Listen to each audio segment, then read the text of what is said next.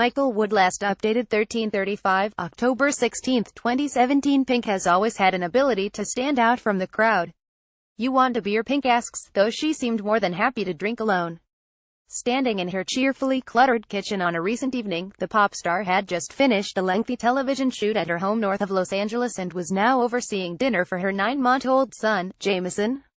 In the living room, Pink's 6-year-old daughter, Willow, the subject of a moving speech her mother gave at August's MTV Video Music Awards about stifling beauty standards, was practicing cartwheels loudly as her father, Carey Hart, prepared to take her for a motorcycle ride.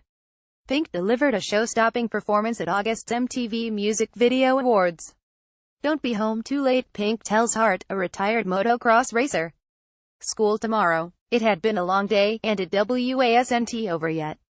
Cheers," the singer says, turning to me with a weary grin. Then she clinked her bottle against mine and took a restorative gulp. At this point, Pink, 38, is accustomed to hanging in there, and to doing more than one thing at a time. Read more. Beautiful Trauma. Pink's slick and gloomy new album Pink headed for New Zealand with Beautiful Trauma tour. Rumors circling about Pink touring NZ. Pink says she and daughter Willow Sage Hart have a very good relationship.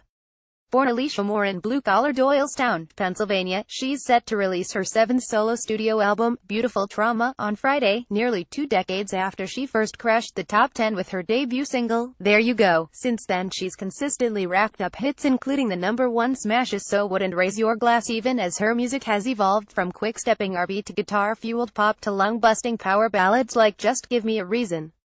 On Beautiful Trauma, Pink takes up many of her reliable themes: fear, anxiety, the lure of damaged love, in highly detailed productions that pull from rock, folk and hip-hop. Yet the music, which Pink created alongside studio wizards such as Max Martin, Jack Antonoff and Greg Kurstin, always feels designed to showcase her powerful singing. Ross Golan, who co-wrote Barbies and served as Pink's vocal producer on the track, remembered asking his engineer to turn off auto-tune as they were recording the song. Pink's Beautiful Trauma World Tour will hit Dunedin and Auckland in September next year. "He looks at me and goes, there isn't any auto-tune on it," Golan says. "I was sure the vocal was being manipulated, that's how accurate it was. But she's just that good." Pink's singing isn't merely a technical achievement, its emotion also gives her records a welcome timeless quality. At a moment when many of her peers seem preoccupied with chasing the latest sonic trend, she's clinging to an older-fashioned idea of what a great pop song should deliver. Which doesn't mean she hasn't been terrified to get back in the game, as she revealed when she flopped down on a wine-stained couch after Jameson finished dinner.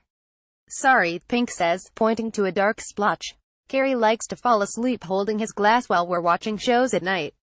These are excerpts from our conversation. Pink's Beautiful Trauma is out now. What's scary about putting out an album? You've done it plenty of times. I have 2 kids, I have a baby.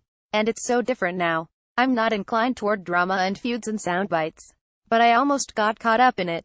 I was doing radio in London, and we played this game called Pink Fast. They're like Team Katie or Team Taylor, and I said, either way, I can't win, but Taylor, and I should have just kept my mouth shut because I don't believe that.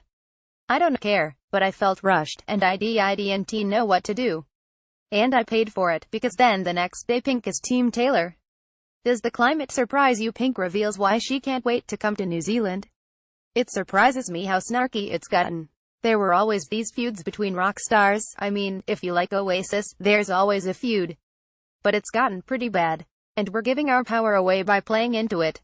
It's become the main way to stay in the conversation. I can't base my self-worth off this stuff because it's silly. I've chased that carrot my whole life. I wanted to get the hell out of Doylestown and get to Venice Beach and get discovered and change the world. But I'm going off a thing that dad at Woodstock.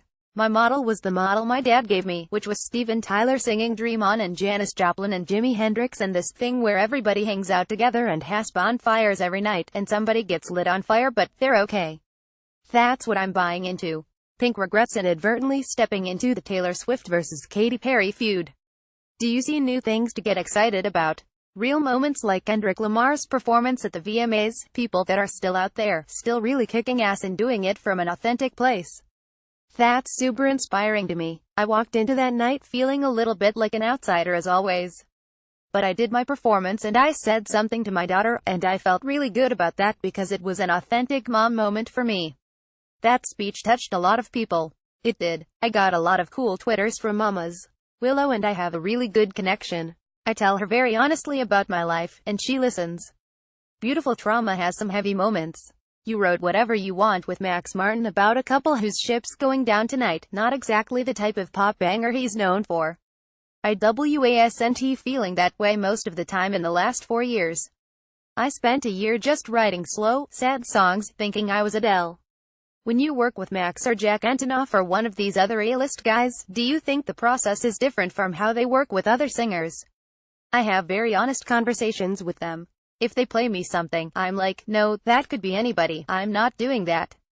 It has to be a little bit darker. But, you know, Max is a closet punk rocker.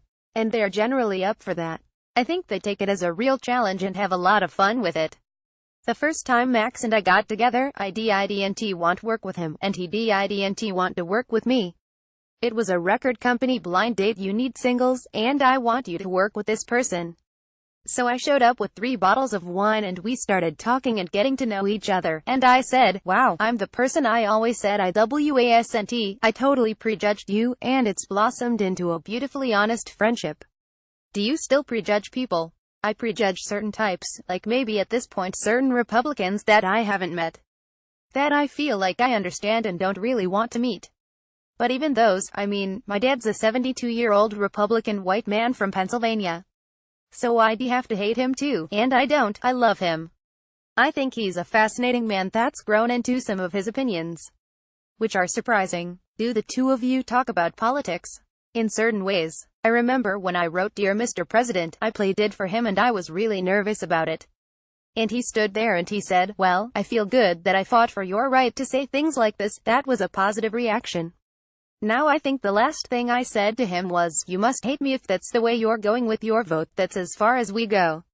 Are you ever hesitant to express your opinions on big issues? The Team Taylor thing shows how scrutinized everything you say is.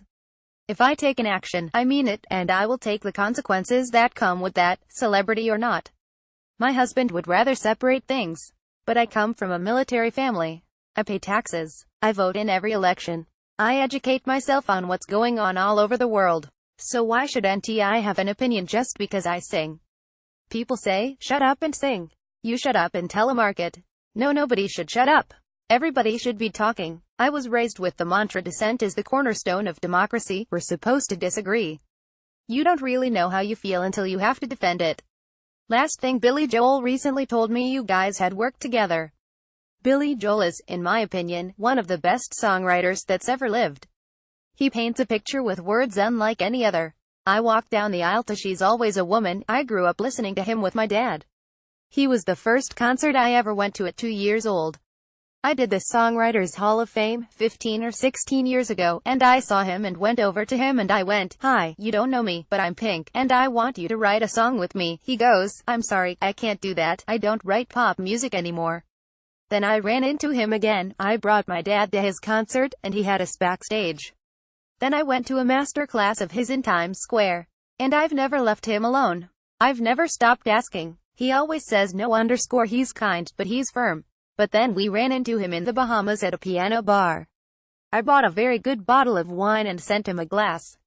He came over and I said, you gonna write that song with me? He said, okay, I'll try it. So several months ago, I flew to Palm Beach with my brand new baby and we tried to write a song.